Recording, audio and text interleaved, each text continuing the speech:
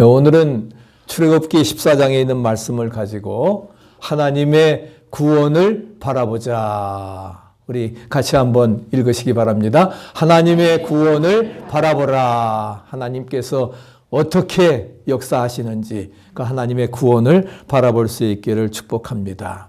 어제 민속 명절인 이제 구정을 보냅니다. 한국에서는 3박 4일 이제 연휴를 갔는데 이렇게 신정, 구정 보내는 게 참 좋은 것 같아요. 왜? 우리의 결심이, 각오가 좀 흐트러졌다 생각하면은 다시 또 이렇게 구정이 되어서 우리로 하여금 새로운 결심을 가질 수 있기에 참 좋은 것 같습니다. 우리는 구정 지키지 못하지만 오늘 친교 시간에 또 같이 먹으면서 또 함께 기쁨을 나눌 수 있기를 축복합니다. 오늘은 또 특별한 날입니다. 우리 웃음 가득한 새해 복 많이 받으시고요. 그 다음에 58차 우리 슈퍼볼이 있는 그러한 날입니다. 이 슈퍼볼은 정말 미국에서는 가장 경사적인 그러한 날이라 말씀한데 이제 아마 7시간 카운트다운 벌써 들어갔습니다. 어제부터 그냥 계속 카운트다운이 CBS 나오고 있는데 7시간 남았습니다. 그래서 이제 라스베가스에 새로 진 리지언트, 우리 충성된 경기장, 이제 금년 지난 1월에 완공이 되었는데 새 경기장에서 6만 명이 들어가는 경기장에서 샌프란시스코의 49너, 그 다음에 캔사스시티의 칩스가 이제 결승전을 벌이게 됩니다. 도박사들의 예측에 의하면은 뭐 둘이 팽팽하지요. 그래서 어떻게 될까? 이제 가봐야 알겠지만은 우리 49너가 샌프란시스코가 2점 앞서서 이기게 될 것이다. 왜? 2024년도에 2020년도에 4년 전에 역전패를 했거든요. 그렇기 때문에 그거 이번에 뒤집을 거라 이렇게 생각을 하는데 한번 여러분도 한번 생각해 보시고 오늘 저녁에 보시기를 바랍니다. 그래서 이제 6만 명이 들어가면서 이번에는 관람료도 제일 비쌉니다. 적어도 평균 8,100불이래요. 1인당 8,100불씩 내고 들어갔는데 그래서 전 세계에서 이번에 아까 아침에도 보니까 약 1억 2,900만 명, 1억 3천만 명이 이제 TV를 예칭할 건데 그래서 이날 하루에 음식과 음료, 의류, 기념품으로 약 175억 불이 소요가 될 거라 한 것입니다.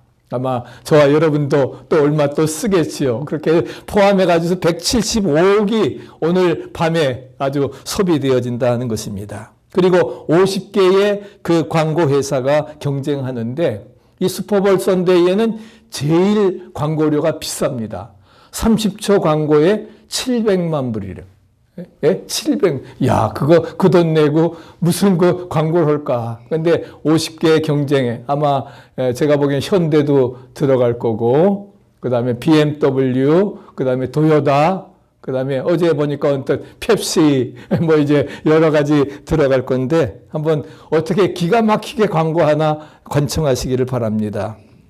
그래서 이제 그 중간에 이제 그 해프타임 쇼가 있지요. 근데 금년에는 그 테일러 스위프트라고 하는 유명 여가수가 캔사스 치프의 그 타이트 엔드 공격수인 트래비스 켈스의 애인입니다. 그래서 텔레비에서 계속 나오는데 그래서 이제 경기마다 이제 응원을 하기 위해서 어제 밤까지 일본에서 공연을 하고 밤 비행기, 전세 비행기를 내가지고서 오늘 아침에 이제 그 라스베가스에 도착을 했습니다. 그래서 여러분 이제 그 테일러 스위프트가 열렬하게 이제 그 응원하는 것을 볼 수가 있을 것입니다. 그렇게 하면서 아마 혹시 기대하기는 해프타임 쇼에 깜짝 쇼로 이 테일러 스위프트가 나오지 않을까 이제 생각을 하고 있는데 그건 이제 봐야 알겠지요. 그래서 이제 2000년에 이제 그 당했던 복수전으로 그래서 특별히 49너의 이번에 쿼터백인 브로크 퍼디라고 하는 선수 23살의 젊은 친구인데 사실은 2022년에 대학팀에서 32개의 그런 풋볼팀에서 저들을 영입하게 될 때에 그 당시에는 정말 무명의 별 볼 일 없는 일레버런트 우리가 별 볼 일 없는 무명의 용사라 어느 팀에서도 영입을 하지 않았는데 아주 가장 싼 값에 이제 49ers에서 그를 영입을 했습니다. 그런데 이제 예비 선수로 별명이 없었는데 주전 선수들이 부상을 당해 가지고서 결국은 신데렐라가 되어서 이제 그가 오늘 밤에 이제 선전을 하게 될 것입니다. 그렇기 때문에 이제 49ers가 이길 거라고 이렇게 그다음에 테일러 스위프트가 완전히 아주 빅게임이 되어질 것인데 그래서 이 두 쿼터백의 연봉 차이도 이 퍼디는 90만 불, 100만 불밖에 되지 않습니다. 100만 불이 되지 않는데 다른 그 치프의 저기는 그 쿼터백은 연봉이 얼마냐면 4,500만 불입니다. 그러니까 뭐 이제 500배 차이가 나는 거예요. 500배 차이가 나는데 50배인가요? 50배. 하여튼 500배 차이가 나는데 그런 정도의 그 차이가 지는데 과연 어떨까 기대하시고 여러분들 보시기를 바랍니다.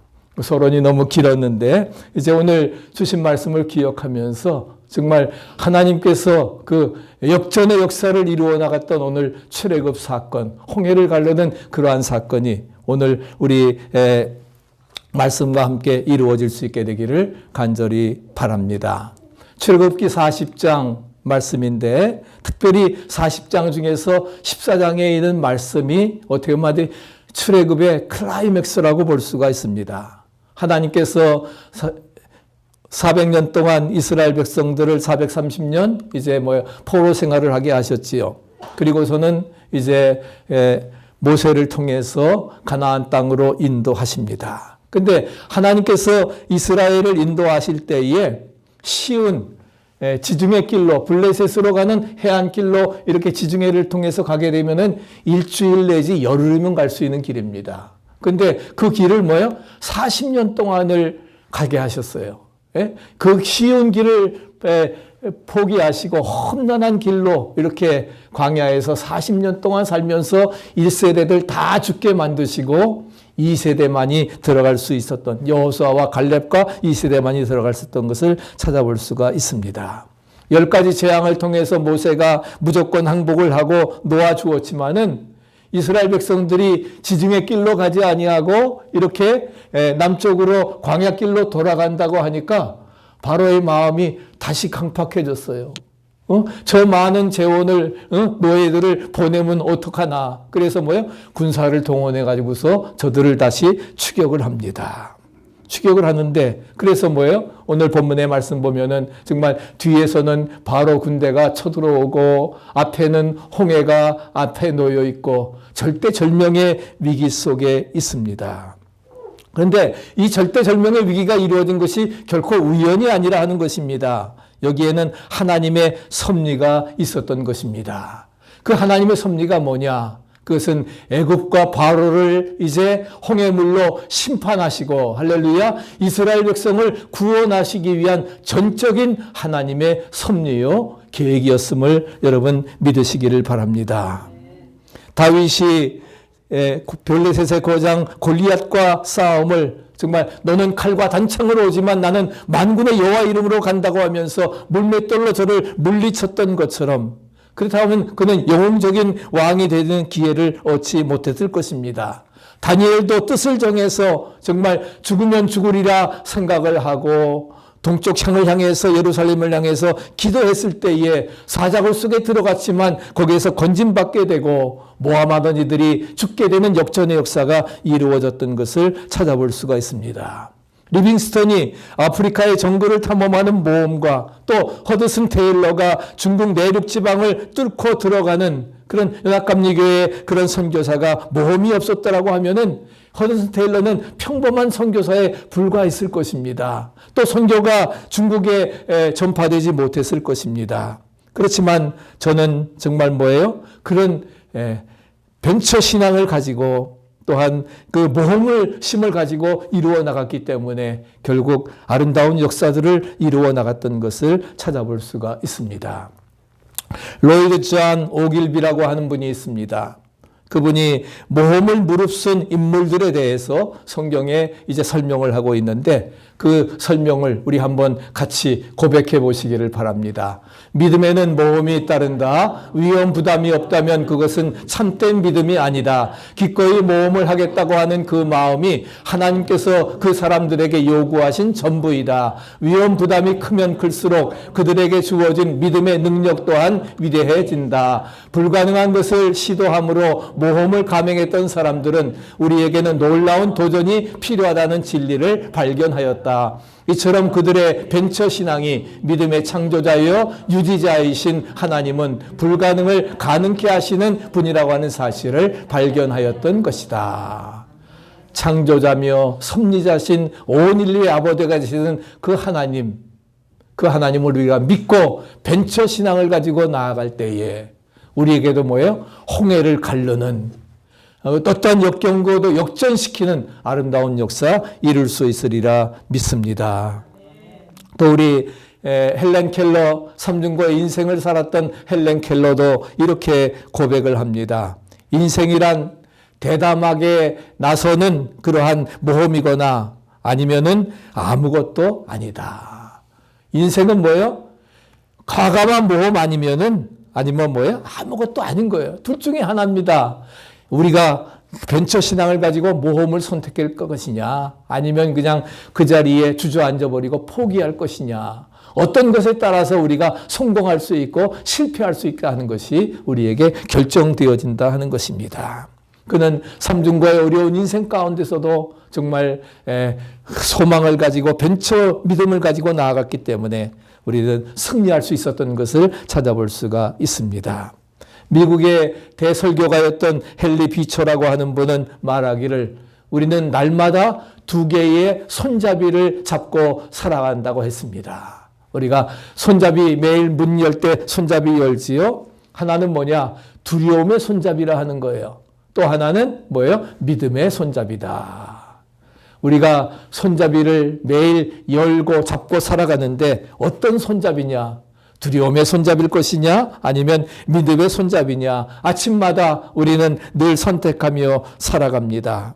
날마다 걱정과 두려움의 현실의 어려움 속에서 걱정과 두려움의 손잡이를 사느냐 아니면은 벤처 신앙을 가지고 믿음의 손잡이를 가지고 살아가느냐, 거기에 따라서 우리의 삶이 역전되어질 수 있고 바뀌어질 수 있다는 사실을 기억하시기 바랍니다.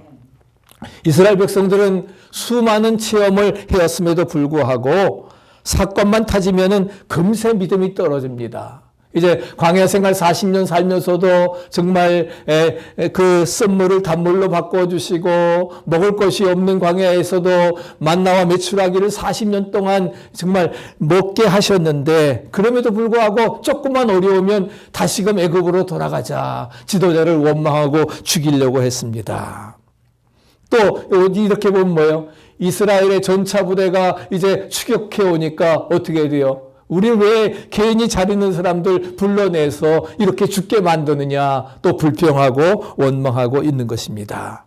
이렇게 두려움과 불안이라고 하는 것은 우리에게 4가지 부작용을 가져다 줍니다. 첫째, 두려움은 우리를 회의적으로 만들어 나갑니다. 11절, 12절의 스토리가 그 대표적인 내용입니다. 의심이 생기고 회의적이거나 자조적이 되는 것입니다. 또 두려움은 우리를 이기적으로 만들어 버립니다. 당신이 나를 위해서 뭘 해줬느냐? 다른 사람을 비난, 원망하고 자기 자신을 변명하게 되는 11절 하반절에 말씀하고 있습니다. 또 두려움은 우리를 고집불통으로 만들어 나갑니다. 12절에 그런 뉘앙스를 우리가 그래서 내 방식대로 하게 내버려 두라 하는 것입니다. 또 두려움은 우리를 근시안적으로 만듭니다. 12절 이하에 차라리 고생스러운 옛날이 더 좋았다고 하는 것입니다. 그래서 뒤로 돌아가자고 하는, 자꾸만 과거로 연연하는 그러한 삶을 우리에게 나타내 보여주고 있는데, 사실 여러분 믿음과 또한 의심이라고 하는 것은 큰 대칭을 우리에게 이루고 있습니다. 그래서 의심은 장애물을 보지만 그러나 믿음은 뭐예요? 그 앞에 놓인 장애물을 보는 게 아니라 거기 앞에 열려져 있는 길을 봅니다. 믿으십니까? 장애물이 아니라 그걸 길로 보는 거예요. 그래서 바다로 막힌 것이 아니라 이제 뭐예요? 앞으로 대로가 열릴 것이다. 할렐루야. 그런 믿음의 길을 보게 된다는 것입니다. 그래서 두 가지로 말씀드려요. 첫째는 두려워 말고 가만히 서라. 같이 읽어보세요. 두려워 말고 가만히 서라. 믿음의 사람은 언제나 어떤 상황에서도 마음의 여유를 가짐을 믿으시기 바랍니다. 네, 믿음이 있으면은 우리 상황이 문제가 아니라는 게, 환경이 문제가 아니라는 겁니다. 그래서 13절 같이 한번 읽어보시죠. 너희는 두려워하지 말고 가만히 서서 여호와께서 오늘 너희를 위하여 행하시는 구원을 보라. 너희가 오늘 본 애굽 사람을 영원히 다시 보지 아니하리라.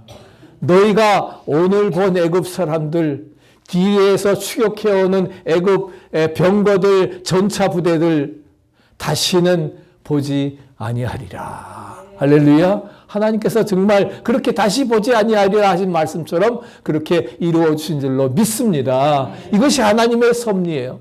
하나님의 계획이에요. 믿으십니까? 그런 믿음을 가지고 우리가 나아가야 될 것입니다. 일반적으로 믿음이 없는 사람들은 어떻게 해요? 왜? Why? 우리가 왜 그렇습니까? 이렇게 저는 질문을 많이 합니다. 그런 원망스러운 질문을 내뱉는 것이 믿음이 없는 사람들입니다. Why me? 와, 필요면 납니까? 사람들도 많은데 내가 꼭 그 십자가 져야 됩니까? 불평 원망을 합니다. 그러나 믿음의 사람들은 Why라고 하는 질문하지 않습니다. 뭐라고 질문해요? 어떻게? 이 상황을 어떻게 이겨나갈 수 있을까? 할렐루야. 희망적인 단어를 사용해야 된다는 것입니다. 여러분도 마찬가지입니다. 그런 우리의 상황과 환경이 어려워도 why 불평하고 원망하지 마시기 바랍니다. 그런 사람들은 뭐예요? 그 상황 속에 스스로 멸망당하고 마는 겁니다. 우리가 이렇게 하나님께서 이 상황을 어떻게 역전시켜 주실까? 할렐루야. 그런 믿음을 가지고 나아가야 되리라 믿습니다. 그래서 오늘 슈퍼볼 게임에서 49어와 칩스 팀이 49어가 생각하기를 하나님 이번 게임은 어떻게 역사하실까? 이번 게임에 어떤 정말 역전의 기적이 일어날까? 때로 우리에게도 뭐예요? 안 좋은 일이 일어날 때가 많습니다. 좋은 일보다는 사실 안 좋은 일이 많은 것이 우리 삶의 현실이라 하는 거예요. 그럴 때에 우리가 불평하고 원망하고 왜 그렇습니까? 따질 것이 아니라 우리는 여기에서 이런 고백을 해야 됩니다. 하나님께서 이 일을 통해서 큰 영광 받으실 거야. 우리 한번 고백해 보십시오. 하나님께서는 이 일을 통해 큰 영광 받으실 거야. 아멘. 하나님이 이 어려운 상황을 역전의 역사로 바꾸셔서 영광 받으시고 나에게도 영광이 주어지리라. 할렐루야. 4절, 17절, 18절에 말씀을 하고 있습니다. 두 번째 또 고백하시기 바랍니다. 나의 믿음을 강하게 성장시키기 위한 하나님의 전략적인 시험일 거야. 아멘.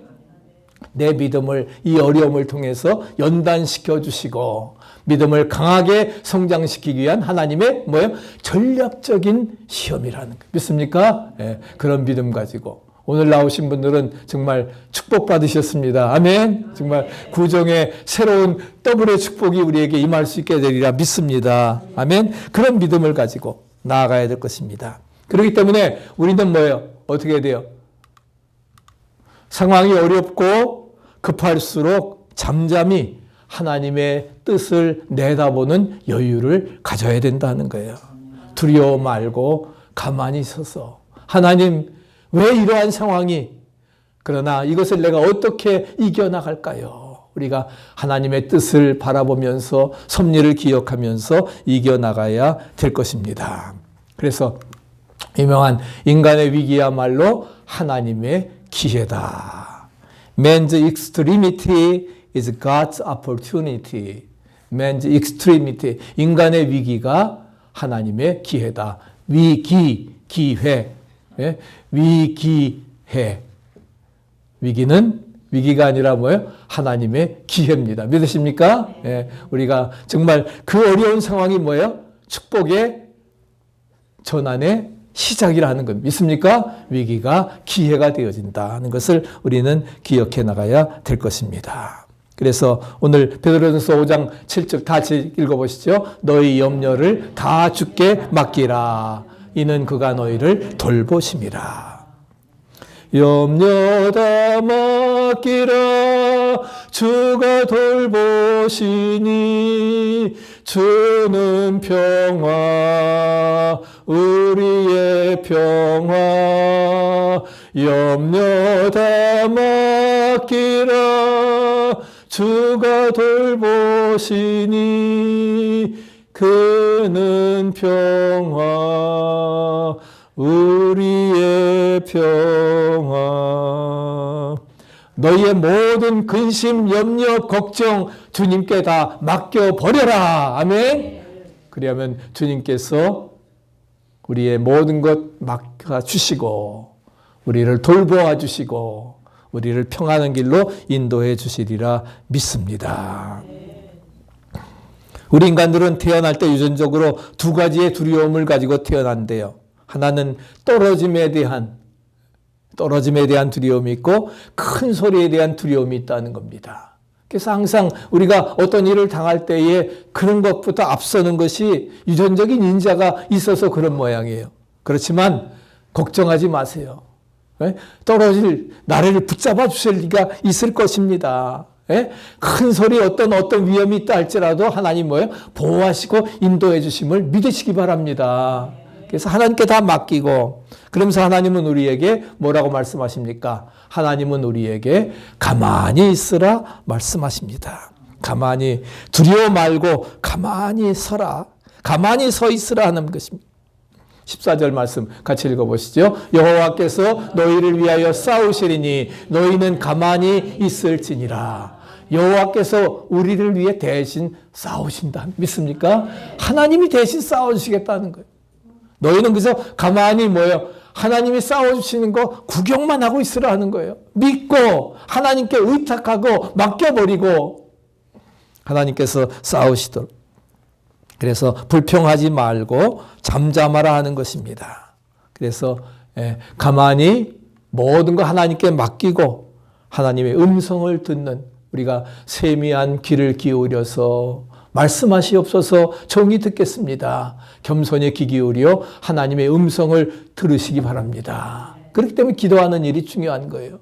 하나님께 맡기고 문제 다 가지고 나와서 십자가 앞에 내려놓고 그리고 뭐예요? 하나님이 주시는 세미한 음성 듣고 그리고 하나님의 방법대로 나간다고 하면은 우리에게 놀라운 변화가 이루어지리라 믿습니다.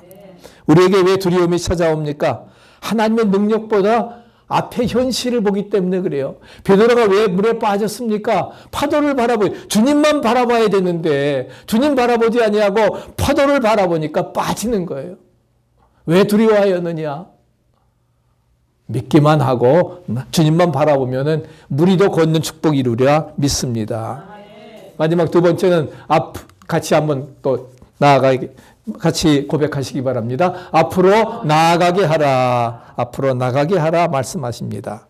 하나님은 이스라엘 백성들의 요동하는 마음을 안정시킨 다음에 그리고서는 진군 명령을 내리십니다.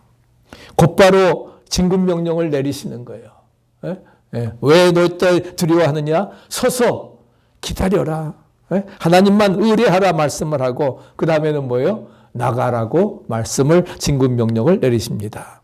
그래서 여기서부터가 뭐예요? 15절부터가 홍해 도하의 기적의 제2막인데 2막인데 그것은 뭐예요? 앞으로 나아가라 말씀을 하고 있습니다. 앞으로 나아가라 말씀을 하는데 우리 15절 같이 한번 읽어보실까요? 여호와께서 모세에게 이르시되 너는 어찌하여 내게 부르짖느냐? 이스라엘 자손에게 명령하여 앞으로 나아가게 하고 지팡이를 들고 손을 바다 위로 내밀어 그것이 갈라지게 하라. 이스라엘 자손이 바다 가운데서 마른 땅으로 행하리라. 아멘.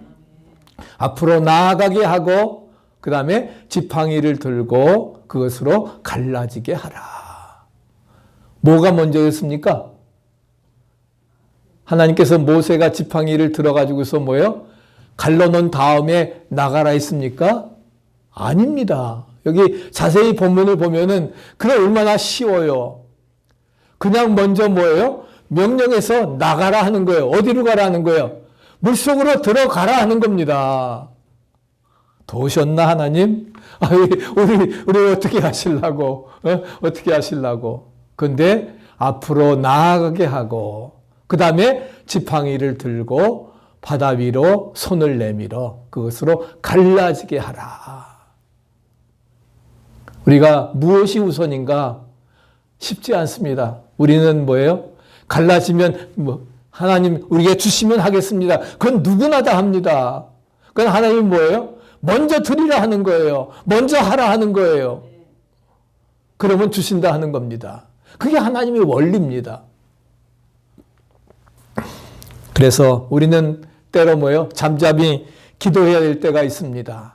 그러나 행동해야 될 때도 있습니다. 우리가 기도해야 될 때가 있고 행동해야 될 때. 그래서 믿음이라고 하는 것은 뭐냐? 믿음은 곧 행동입니다. 믿습니까? 믿음은 움직이는, 믿음은 바라는 것들의 실상이요. 이 눈에 아무 증거 아니 보여도 이 귀에 아무 소리 아니 들려도 믿음만을 가지고 나아가는 자에게 하나님의 약속하신 모든 것들이 이루어지리라 믿습니다. 바로 믿음은 뭐예요? 그냥 물속에 발을 내딛는 겁니다. 아마 여기까지 그 요단강을 갈릴 때에도 어떻게 했습니까? 제사장들이 들어갔지요. 들어가자마자 바로 갈라진 거 아닙니다. 제가 보기에는 아마 막 허리까지 물이 찼을 거예요. 그러나 믿고 들어갔을 때에 요단강도 갈라지는 역사가 이루어졌던 것처럼 이제 그런 역사가 마찬가지예요. 먼저 백성들로 물속에 들어가게 하고 나아가게 하고 너는 손을 들어서 이제 왜 부르짖기만 하느냐? 부르짖지 말고 이제는 기도해야 될 거, 이제는 뭐예요? 행동해야 될 때가 있다. 나가라 하는 겁니다. 그래서 배가 출항하는 것이고 앞을 향해 전진해 나가는, 진군하는 것이. 그래서 오직 우리는 벤처 신앙으로 바다를 갈라지게 하고 또 바다가 육지되게 하는 이것이 바로 벤처 신앙임을 믿으시기 바랍니다. 이것이 바로 뭐예요? 믿음의 손을 내밀라 하는 거예요. 믿음의 손을 내밀라 하는 것입니다. 그래서 오직 믿음의 손을 내밀라 하는 것이. 그래서 어떻게 했습니까? 모세가 믿음의 손을 들어서 내밀었더니 어떻게 했습니까?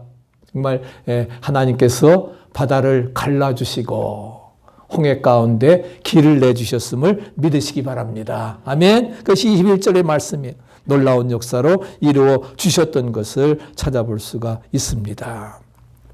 그래서 여호와께서 큰 권능으로 이끌어 주시고 그래서 히브리서 11장 29절에는 믿음으로 홍해를 육지같이 건넜다. 히브리서 11장 29절에 홍해를 믿음으로 육지같이 건넜다 말씀하고 있습니다. 어찌하여 내게 부르짖느냐? 우리가 어려운 일을 당할 때에 1단계는 뭐예요? 기도하는 단계임을 믿으시기 바랍니다. 부르짖는 기도가 우선입니다. 그러나 기도만 하지 말고 이제는 뭐예요? 기도만 하지 말고 일어나 믿음으로 담대히 나아가라고 우리에게 명령하십니다. 기도만 할 것이 아니라 일어나서 믿음으로 담대하게 나아가라 우리에게 말씀을 하십니다. 양옆에 정말 보여지는 그러한 것들, 출렁이는 홍해의 물결이 너무나도 위협적이었지만 그러나 이스라엘이 홍해를 건너는 동안 홍해 바닷물은 뭐예요? 좌우에 벽이 되었던 것을 믿으시기 바랍니다. 아멘. 좌우에 벽이 됐어요. 벽이 돼서 무사히 건너갈 수 있도록. 이스라엘 백성이 다 건너가니까 애국 군사들이 쥐어져서 이제 추격해 올 때에 어떻게 다시 홍해가 합쳐짐으로 말미암아 저들은 정말 물에 수장되어지는 너희들 본 애국 군사들 다시는 보지 못하리라. 그 약속의 말씀대로 이루어진 줄로 믿습니다. 이것이 하나님의 놀라운 역사입니다. 정말 우리도 우리 앞에 홍해가 놓여 있다도 하나님 앞에 부르짖어 기도하고 약속의 말씀 믿고 믿음으로 들어가시기 바랍니다. 전진하시기 바랍니다. 아멘. 그럼 하나님께서 뭐예요? 홍해를 가르는 역사 이루어 주십니다. 앞길을 이 대로로 인도해 주시리라 믿습니다. 중요한 것은 뭐예요? 먼저 1단계 어려운 일을 당할 때 하나님 앞에 기도의 무릎을 꿇는 것입니다. 우리 쫓아해 보세요. 하나님 앞에 기도의 무릎을 꿇으라. 하나님 앞에 기도의 무릎을 꿇으시기 바랍니다. 이것이 무엇보다 중요합니다. 우리의 모든 사치와 우상숭배를 걷어내고 하나님 앞에 무릎을 꿇어야 된다 하는 거예요. 그래야 우리에게 뭐예요? 하나님의 역사가 나타나게 되는 것입니다. 이제 이번 수요일부터는 애쉬 웬즈데이 말씀드린 대로 사순절기가 시작됩니다. 사순절기는 우리에게 경건의 또한 훈련의 기간입니다. 부활절을 맞기 위해 우리 뭐예요? 십자가를 경험하는 기간이 사순절 기간입니다. 이번 2024년도에는 정말 이런 거룩하고 정말 주님의 십자가에 함께 동참하는 그러한 사순절기가 되어지기를 축복합니다. 또 기도의 무릎을 여러분 열심히 꿇으시기를 바랍니다. 그러면 우리에게 어떤 문제가 있다 할지라도 우리의 신앙의 문제, 실업의 문제, 질병의 문제, 개인적인 문제, 어떤 모든 문제, 너희는 먼저 하나님의 나라와 하나님의 의의를 구하라. 그리하면 이 모든 것을 너희에게 더하시리라. 할렐루야. 모든 문제가 다 해결되어지리라 믿습니다. 하나님께 기도하시기 바랍니다. 기도의 무릎을 꿇으세요. 기도하고 어떤 상황 속에서도 기도할 때에 그리고 마지막 우리 고백하십시다. 예수님의 십자가를 붙들고 일어나라. 다시 한번요. 예수님의 십자가를 붙들고 일어나라. 십자가 단단히 붙잡고 날마다 이기며 나가세.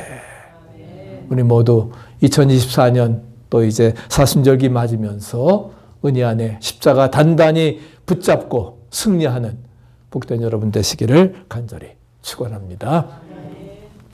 찬송가 406장 부르시면서 준비하신 예물